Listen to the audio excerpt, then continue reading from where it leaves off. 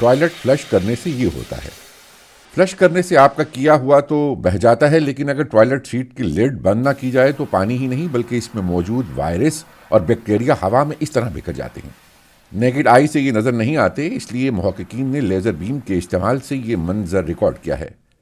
Flush करते ही ये ज़र्रात rocket की तरह ऊपर उठते हैं, यहाँ तक कि छत तक भी पहुँच सकते हैं। कई मिनटों तक हवा में मुअल्लिक रहने वाले ये ज़र्रात बीमारियों का बाइस भी बन सकते हैं। यह भी मालूम हुआ है कि अगर टॉयलेट की लिड बंद करके फ्लश किया जाए तो भी जरासीमों का मुकम्मल खात्मा मुमकिन नहीं हो सकता।